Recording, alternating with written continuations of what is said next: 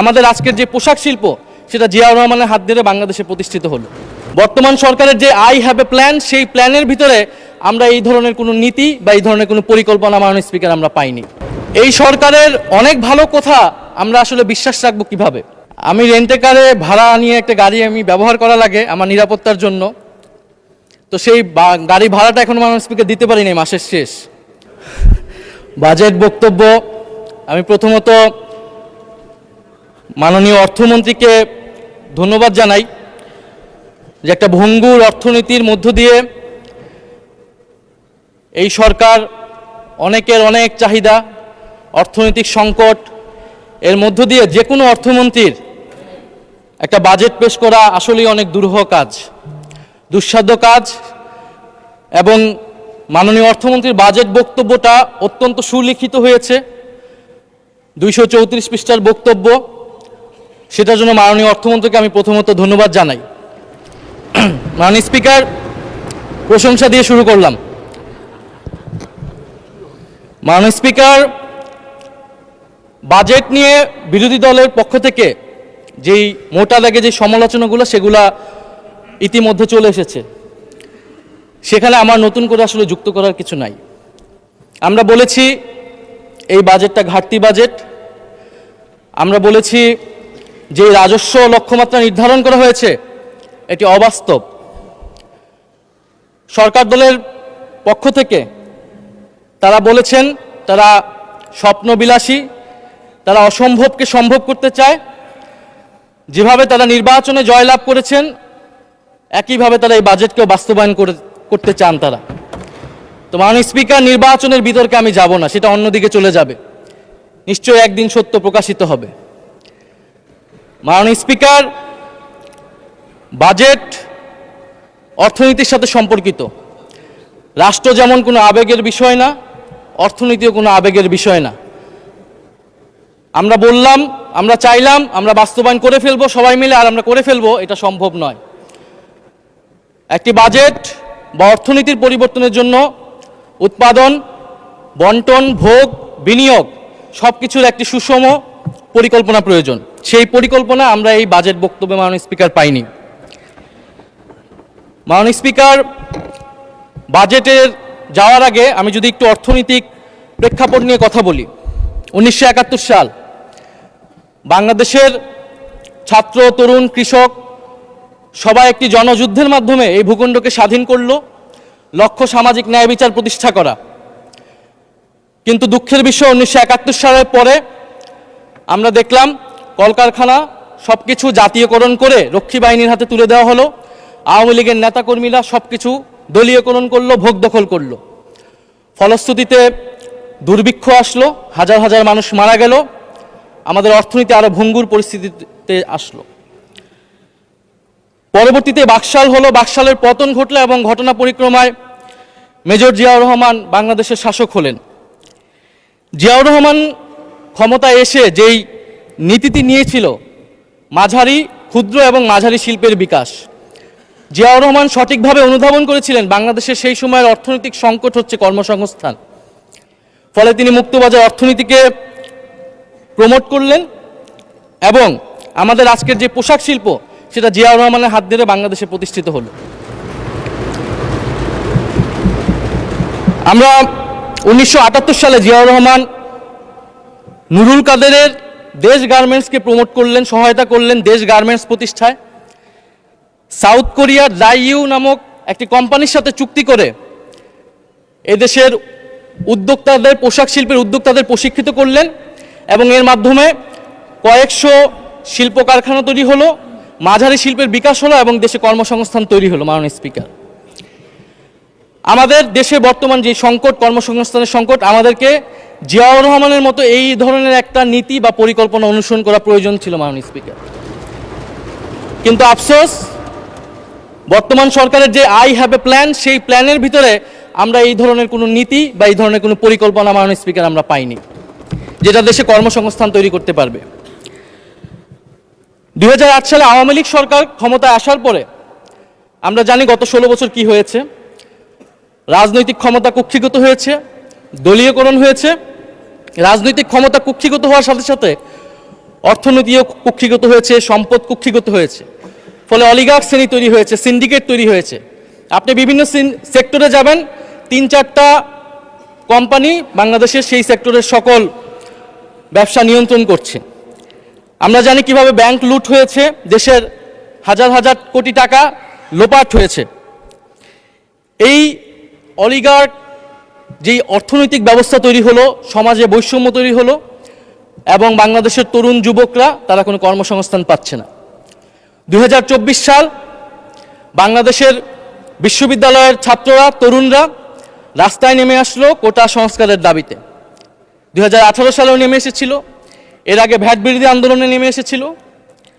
এবারের আন্দোলনের নাম বৈষম্য বিরোধী ছাত্র আন্দোলন। আমরা খুবই সুপরিকল্পিতভাবেই এই আন্দোলনের নাম দিয়েছিলাম বৈষম্য বিরোধী ছাত্র আন্দোলন। কারণ মাননীয় স্পিকার, আমাদের সামনে এটা স্পষ্ট ছিল যে শুধু সরকারি চাকরিতে কোটা যেমন বৈষম্য, কিন্তু সমাজে যে মূল বৈষম্যটা রয়ে গেছে, যার ফলে কর্মসংস্থান তৈরি হচ্ছে না, তার বিরুদ্ধে আসলে আমাদের আন্দোলন করতে হবে, তার বিরুদ্ধে আমাদের লড়াই করতে হবে। মাননীয় স্পিকার, বৈষম্য বিরোধী ছাত্র আন্দোলনের মধ্য দিয়ে গণ অভ্যুত্থান সংগঠিত হলো এবং স্বৈরাচারী শেখ হাসিনা সরকারের পতন ঘটল। আমাদের এই যে বর্তমান সময়, এই সময় অর্থনৈতিক সংকটে আমার কাছে মেজর ক্রাইসিস 3টা।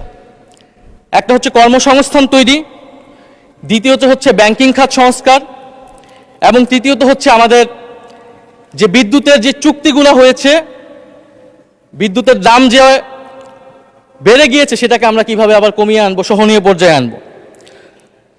মাননীয় স্পিকার, সরকারের নির্বাচনী প্রচারণা এবং এই বাজেট, তাদের প্রধান একটা প্রচারণার অংশ বা প্রজেক্ট হচ্ছে ফ্যামিলি কার্ড। তো ফ্যামিলি কার্ডের আইডিয়াটা কি বা থিওরিটা কি? বলা হয়ে থাকে যে গরিব মানুষকে যদি আপনি 100 টাকা দেন, সে 100 টাকার পুরোটাই সে খরচ করবে নিজের জন্য কিছু কেনার জন্য। সে সেটা সঞ্চয় করবে না, বিনিয়োগ করবে না, সে খাবার কিনবে বা তার নিত্য প্রয়োজনীয় কিছু জিনিস সে কিনবে। ফলে যদি আপনি গরিব মানুষকে টাকা দেন, 2000 টাকা দেন, 2500 টাকা দেন, সেই টাকাটা মানি রোল হবে, হাত বদল হবে, এভাবে অর্থনৈতিক একটা পরিবর্তন হবে। আমি যেরকমটা বুঝেছি মাননীয় অর্থমন্ত্রী। তো ফ্যামিলি কার্ডের এই যে থিওরিটা এবং এই যে 41 লক্ষ এবং পরবর্তীতে এটা কয়েক কোটি, 2 কোটি পরিবারকে দেওয়া হচ্ছে, এর ফলে রুরাল অর্থনীতিতে টাকা ঢুকছে, এটা সত্য। কিন্তু মাননীয় স্পিকার, এই ফ্যামিলি কার্ড বা এই প্রজেক্টের মাধ্যমে আপনি কনজামশন ডিমান্ড তৈরি করতেছেন, আপনি কিন্তু প্রোডাকশন ডিমান্ড বা ইনভেস্টমেন্ট ডিমান্ড তৈরি করতেছেন না। সে টাকা দিয়ে কিনবে প্রোডাক্ট, সেই প্রোডাক্টটা সে ইন্ডিয়ান প্রোডাক্ট কিনবে, চাইনিজ প্রোডাক্ট কিনবে, কারণ এই দেশে তো প্রোডাকশন আপনি বাড়াচ্ছেন না, কিন্তু তাকে আপনি কনজামশনটা বৃদ্ধি করে দিচ্ছেন। ফলে আমাদের এই সময় প্রয়োজন ছিল ইনভেস্টমেন্ট ডিমান্ড তৈরি করা, সোসাইটিতে অর্থনীতিতে প্রোডাকশন ডিমান্ড তৈরি করা, মিডল ইকোনমি তৈরি করা, ক্ষুদ্র এবং মাঝারি শিল্পের বিকাশ তৈরি করা। কিন্তু আপনি যেটা করছেন, কনজামশন ডিমান্ড তৈরি করছেন। এর ফলে আপনাকে কি করতে হবে? আমদানি করতে হবে এবং আপনাকে উচ্চ মূল্যস্ফীতি হয়ে যাবে এবং আপনি একটা নির্ভরশীল জনগোষ্ঠী তৈরি করছেন, যেখানে আমাদের বাংলাদেশের এই মুহূর্তে সবচেয়ে সম্ভাবনার জায়গা হচ্ছে তরুণরা। ডেমোগ্রাফিক ডিভিডেন্ডের সবচেয়ে স্বর্ণ সময় আমরা পার করছি মাননীয় স্পিকার। আমার দরকার ছিল তরুণদেরকে ইনভেস্ট করা। জিয়াউর রহমান যেরকম সাউথ কোরিয়ার সাথে চুক্তি করে তরুণদেরকে প্রশিক্ষিত করেছিল এবং পোশাক শিল্পের মাধ্যমে একটা মাঝারি এবং ক্ষুদ্র শিল্পের বিকাশ ঘটিয়েছিল, এরকম কোনো পরিকল্পনা কিন্তু মাননীয় স্পিকার আমরা এই বাজেটে পাইনি। আপনারা তরুণদেরকে ইনভেস্ট করেন, আপনারা তরুণদেরকে ঋণ দেন, তরুণদেরকে টাকা দেন, তরুণদেরকে প্রশিক্ষিত করেন, সেই টাকা আপনি অর্থনীতিতে অনেক বেশি পাবেন। একজন তরুণ যদি কর্মক্ষম হয়, সে তার বাড়িতে 2500-এরও বেশি টাকা দিয়ে তার পরিবারকে সে দিতে পারবে মাননীয় স্পিকার। ফলে আমাদের যেই ডেমোগ্রাফিক ডিভিডেন্ডটা আমরা কিন্তু মাননীয় স্পিকার কাজে লাগাতে পারছি না। মাননীয় স্পিকার, এই বাজেট বক্তব্যে 234 পৃষ্ঠা কর্মসংস্থান নিয়ে মাননীয় অর্থমন্ত্রী 1.5 পৃষ্ঠা লিখেছেন। আরও কয়েক পৃষ্ঠা লিখলে আমরা বুঝতে পারতাম যে তিনি কর্মসংস্থানকে আরও বেশি গুরুত্ব দিচ্ছেন মাননীয় স্পিকার। দ্বিতীয়ত, ব্যাংকিং খাতের সংস্কারে যদি আসি মাননীয় স্পিকার, ব্যাংকিং খাতে 40,000 কোটি টাকা দেওয়া হচ্ছে। ব্যাংক রেজুলেশন আইন এই সরকার এসে বদল করেছে, সংস্কার করে যারা ঋণ খেলাপি ছিল, যারা দেশের টাকা পাচারকারী ছিল, তাদেরকে আবার সুযোগ দিচ্ছে। মাননীয় স্পিকার, যারা ঋণ খেলাপি ছিল, যারা দেশের টাকা লুট করেছে, বিদেশে পাচার করেছে, আর যারা গণহত্যা করেছে, তাদের অপরাধ আমি খুব ভিন্ন কিছু দেখি না মাননীয় স্পিকার, দুইটাকে সমান অপরাধী হিসেবে আমি দেখি। আপনি অ্যাসালম, শিকদার, জেমকন, বেক্সিমকো, নাসা, সামিট, ওরিয়ন, এই ধরনের গ্রুপগুলা যারা এই দেশের অর্থ পাচার করেছে, সেই সকল ঋণ খেলাপিদের বিরুদ্ধে আপনি কি আইনগত ব্যবস্থা নিচ্ছেন? এবং বিদ্যমান আইন দিয়ে আপনি আসলে তাদের বিরুদ্ধে খুব বেশি ব্যবস্থা নিতে পারবেন না, কারণ এসালমের দুর্নীতি, এটার সাথে রাষ্ট্র জড়িত ছিল সেই সময়। ডিজিএফআইকে দিয়ে সে ইসলামী ব্যাংক দখল করেছে। এখন যদি মাননীয় স্বরাষ্ট্রমন্ত্রী বলেন শেয়ার হোল্ডার, আপনি তো আইনের ফাঁকফোকর দিয়ে তাকে শেয়ার দিয়ে দিতে পারবেন, কিন্তু সত্যটা হচ্ছে মাননীয় স্পিকার, তারা সেই সময় রাষ্ট্রযন্ত্র ব্যবহার করেছিল। ফলে আমাদেরকে এই ধরনের অর্থ পাচারকারীদের বিরুদ্ধে ব্যবস্থা নিতে হলে নতুন আইন লাগবে, এবং তাদের সম্পদ অথবা তারা যে সকল সম্পদ দেখিয়ে ঋণ নিয়েছিল সেগুলোকে জাতীয়করণ করা প্রয়োজন মাননীয় স্পিকার। সেই টাকা আপনি বন্ড করেন, সেই টাকা দিয়ে আপনি মাননীয় স্পিকার আপনি ব্যাংকে আবার ফেরত দেন, ব্যাংকিং খাতকে আপনি আবার একটি স্থিতিশীল জায়গায় নিয়ে আসেন। মাননীয় স্পিকার, বিদ্যুৎ মন্ত্রী আমার কিছুক্ষণ আগেই বক্তব্য দিয়ে গেলেন, যদি বিদ্যুতের দাম না কমে তাহলে এইখানে কেউ বিনিয়োগ করবে না, শিল্প কলকারখানার খরচ বেড়ে যাবে। Bangladesh power development board BPDB এখন বর্তমানে বিদ্যুৎ কেনে 12 টাকায়, বিক্রি করে 60 টাকায়। বাকি টাকাটা সে ভর্তুকি দেয়, যেটা জনগণের ট্যাক্সের মাধ্যমে আবার সরকারের কাছে যায়। যদি 12 টাকায় বিক্রি করে 12 টাকায় কিনে 12 টাকায় আবার বিক্রি করে, তাহলে বিদ্যুতের দাম বাড়াতে হবে 86%। মাননীয় স্পিকার, সরকার 17% বিদ্যুতের দাম বাড়িয়েছে এই সরকার হওয়ার পরে। গ্রামে গ্রামে লোডশেডিং হচ্ছে, মানুষ বিদ্যুৎ পাচ্ছে না। যদি আমাদেরকে এই ব্যবস্থা আমরা রাখি, আমাদেরকে সরকারকে অবশ্যই বিদ্যুতের দাম বাড়াতে হবে, সরকারের কিছু করার থাকবে না। কারণ আমরা জানি ক্যাপাসিটি চার্জের মাধ্যমে প্রতি বছর 99,000 থেকে 1,65,000 কোটি টাকা ক্যাপাসিটি পেমেন্ট দিতে হচ্ছে সরকারকে।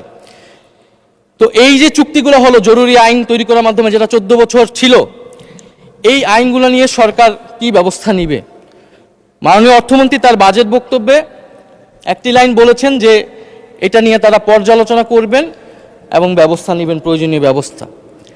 এটা তারা 31 দফাতেও বলেছিলেন। আমরা আরও সুস্পষ্টভাবে ওনাদের কাছ থেকে পদক্ষেপ আশা করেছিলাম, যে যারা, এটা শুধু দুর্নীতি না, এটা পরিকল্পিতভাবে কাঠামোগতভাবে এটা বাংলাদেশের অর্থ লুট করা হয়েছে, বাংলাদেশের বিদ্যুৎ সেক্টরকে ধ্বংস করে দেওয়া হয়েছিল, তাদের বিরুদ্ধে আপনারা কি ব্যবস্থা নেবেন? আপনি আদানি চুক্তির বিরুদ্ধে কি ব্যবস্থা নেবেন? আদানির সাথে যে চুক্তি হয়েছিল, আপনি সামিটের বিরুদ্ধে কি ব্যবস্থা নেবেন? আপনি এসালামের বিরুদ্ধে কি ব্যবস্থা নেবেন? আমরা জানি এই চুক্তিগুলো সার্বভৌম, ফলে আমাদেরকে আন্তর্জাতিকভাবে এটা লড়াই করতে হবে এবং প্রমাণ করতে হবে যে এখানে দুর্নীতি হয়েছিল। অন্তর্বর্তী সরকারের সময় অনেকগুলো দুর্নীতির প্রমাণ কিন্তু মাননীয় স্পিকার সংগ্রহ করা হয়েছিল। এখন সরকারের সদিচ্ছার বিষয় যে সরকার এটাকে কাজে লাগাবে কিনা। সরকার যদি এটাকে কাজে না লাগায়, কোনোভাবেই সরকার বিদ্যুতের দাম সহনীয় পর্যায়ে রাখতে পারবে না। মাননীয় স্পিকার, আমরা প্রতিরক্ষা খাতের কথা বলি। প্রতিরক্ষা খাতে মাননীয় অর্থমন্ত্রী বাজেট বক্তব্যে একটি প্যারাগ্রাফও লেখার সময় পান নাই। মাননীয় স্পিকার, আমরা আশা করেছিলাম একটা ন্যাশনালিস্ট পার্টি, জাতীয়তাবাদী দল আমাদের প্রতিরক্ষা খাত নিয়ে কী ধরনের পরিকল্পনা করছে। সেখানে প্রতিরক্ষা খাতের যে বরাদ্দ দেওয়া আছে সেটা পরিচালন ব্যয়তেই বেশিরভাগ বরাদ্দ মাননীয় স্পিকার চলে যাবে। দ্বিতীয়ত, আমাদের পরিবেশ এবং জাতীয় সম্পদ আমাদেরকে কিভাবে সুষ্ঠু ব্যবহার করতে পারি সেটা নিয়ে কিছু আমি মনে করি গুরুত্বপূর্ণ কথা এই বক্তব্যে এসেছে। মাননীয় স্পিকার, আরেকটি গুরুত্বপূর্ণ বিষয় হচ্ছে মাননীয় অর্থমন্ত্রী তার বক্তব্যে অর্থনীতির গণতন্ত্রায়নের কথা বলেছেন, ডিরেগুলেশনের কথা বলেছেন, অর্থনীতির পুনরুদ্ধার, পুনর্গঠন, অনেক সুন্দর সুন্দর কথা বলেছেন। যেই কথাগুলো, এই ধরনের অনেক সুন্দর সুন্দর কথা আমরা দেখেছি ফ্যাসিবাদের সময় বিএনপি 31 দফাতে বলেছিল। রাষ্ট্র মেরামতের রূপরেখা, রাষ্ট্র সংস্কারের রূপরেখা, 31 দফা। জুলাই সনদে আমরা দেখেছি বিএনপি স্বাক্ষর করেছিল, এটার পক্ষে ভোট চেয়েছিল এবং মাননীয় স্বরাষ্ট্রমন্ত্রী খুবই সৎভাবেই এই সংসদে জাতির সামনে স্বীকার করেছিলেন যে নির্বাচনের জন্য আপোষ করে সাইন করেছিল। ফলে এই সরকারের অনেক ভালো কথা আমরা আসলে বিশ্বাস রাখবো কিভাবে? অর্থনীতির গণতন্ত্রায়ন আপনি করবেন, রাজনীতির গণতন্ত্রায়ন যদি আপনি কিভাবে না করবেন?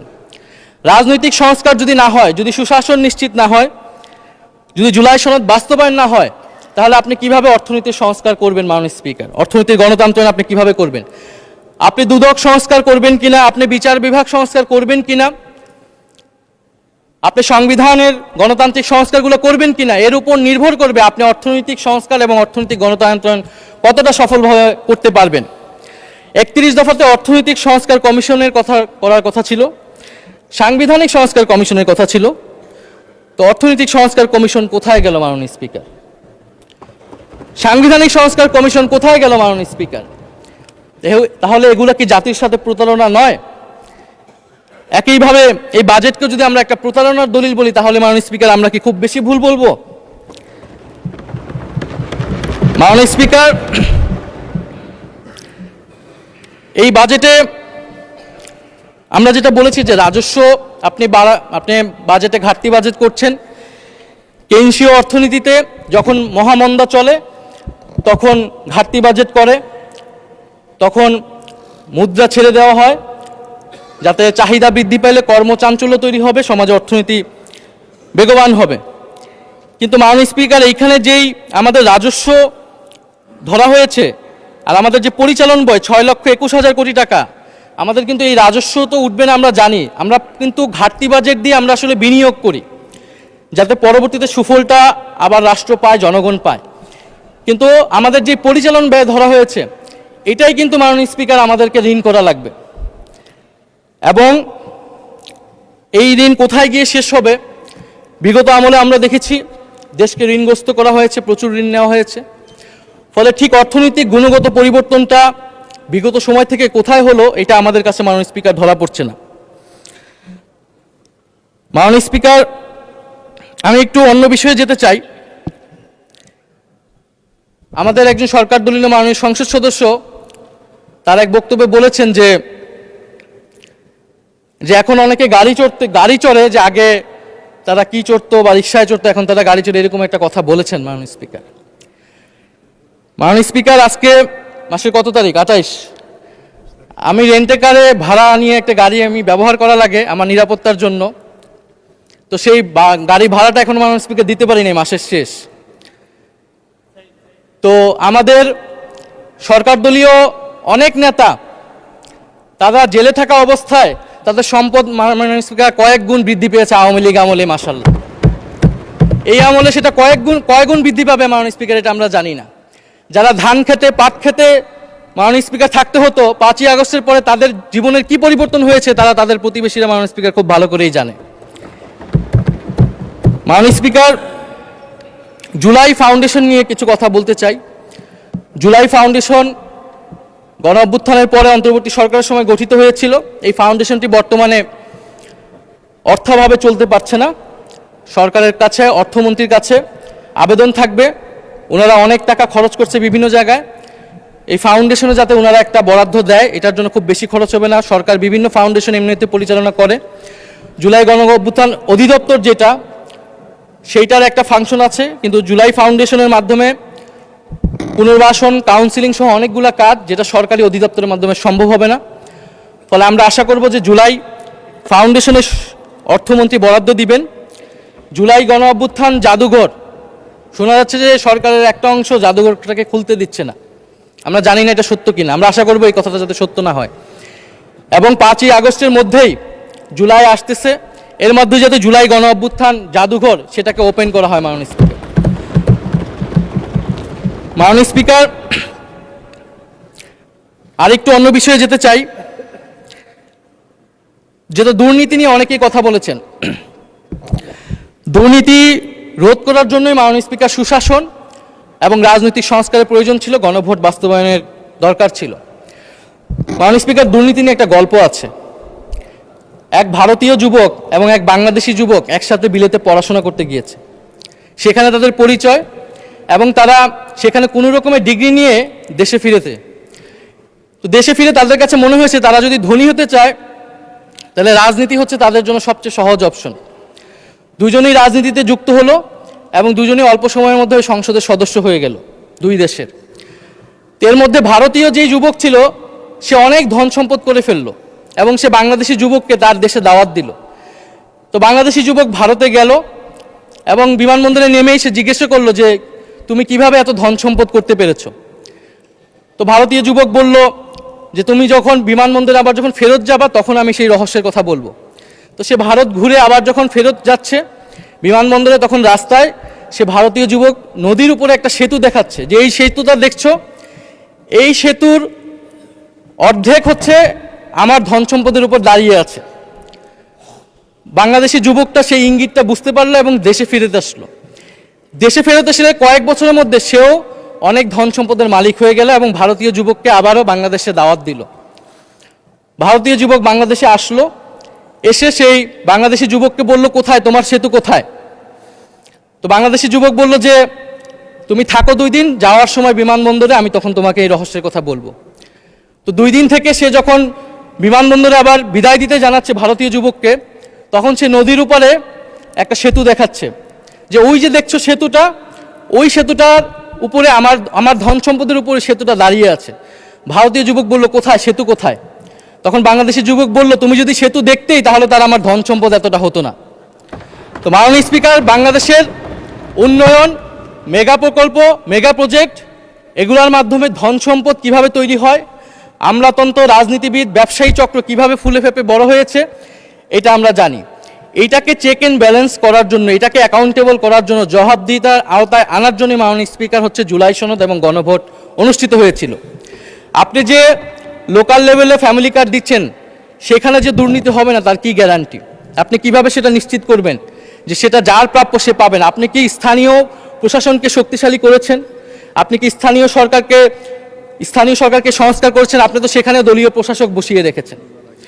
ফলে মাননীয় স্পিকার, দুর্নীতিকে রোধ করতে হলে আমাদেরকে অবশ্যই আমাদেরকে গণভোট বাস্তবায়ন করতে হবে, গণভোটের রায়, সংস্কার এবং জুলাই সনদ বাস্তবায়ন করতে হবে। মাননীয় স্পিকার, আমি শেষের দিকে এসে গিয়েছি, আরেকটি বিষয়ে যাব।